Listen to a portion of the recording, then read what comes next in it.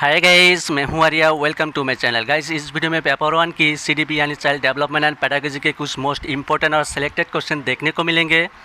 Question and answer को अच्छी तरह से फॉलो करना और क्वेश्चन की सेंस पकड़ने की कोशिश करना, क्योंकि अगर आपकी सेंस पॉजिटिव है तो वही आंसर है। ठीक है गाइस, और एक बात, सीडीपी में नेगेटिव ऑप्शन अवॉइड करना, क्योंकि नेगेटिव ऑप्शन या नेगेटिव बातें सीडीपी में नहीं चलता। हर बात पॉजिटिवली सोचना, क्योंकि पॉजिटिव ऑप्शन या पॉजिटिव बातें ही सीडीपी का आंसर है। ओके गाइस, तो गाइस आगे बढ़िए, क्वेश्चन को फॉलो करिए। Take care, wish you all the best, tata and bye.